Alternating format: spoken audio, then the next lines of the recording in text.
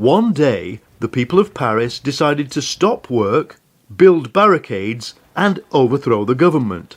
That's what we call a revolution.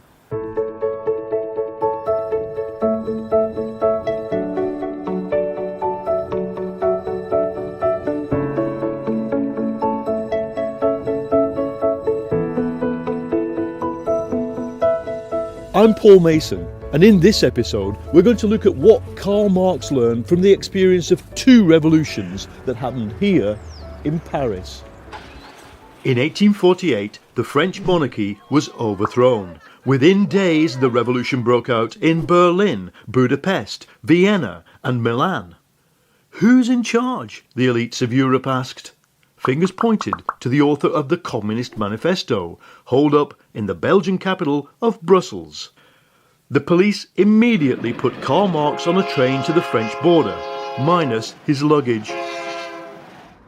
Marx arrived on the 5th of March 1848 and he came straight here to a mass meeting of the most radical organisation in Paris, the Society for the Rights of Man. And he made a speech. He said, when a ship is caught in a storm, time to throw somebody overboard. He meant the rich, of course. The revolution had been led by the upper middle class, the bourgeoisie. What they wanted was democracy. But the mass of people in Paris were working class. They wanted democracy plus social justice. Marx understood that the overthrow of the monarchy was just the start. In June 1848, it was the middle class who threw the working class overboard.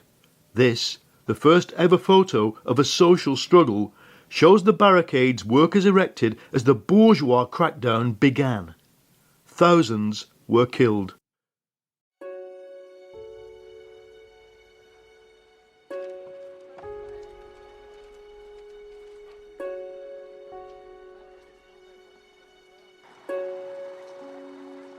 This is the exact spot where that barricade was built, and the lessons Marx learned from these events still hold good.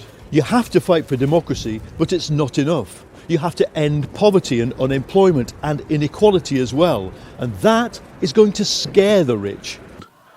And this problem, how to defend democracy but fight for social justice at the same time, is the basic problem that has confronted all the recent uprisings from Occupy Wall Street to the Arab Spring.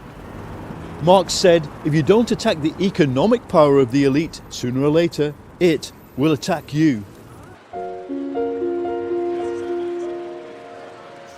After the 1848 revolution failed, France was ruled for 20 years by a dictator, the self-styled Emperor Louis Napoleon.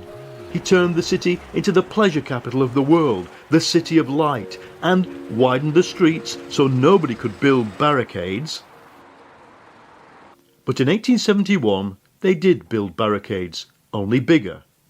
These remarkable photographs show the day the working class took control of Paris and launched the Paris Commune. The Commune wasn't just a political revolution, it was the social revolution Marx dreamed of. As the people drove the government out of working class areas like this, Marx understood the Commune was different. It abolished the standing army, it turned some factories into workers' co-ops, and effectively it legalised sex work. People weren't just taking control of the state, they were taking control of their lives. When the French army retook Paris, they killed 30,000 civilians. It's one of the first political massacres of modern times. I've reported from the Arab Spring, the Occupy movement, the revolts in Greece and Turkey, but none of them went as far as the Paris Commune. None of them said, let's replace the state with people power.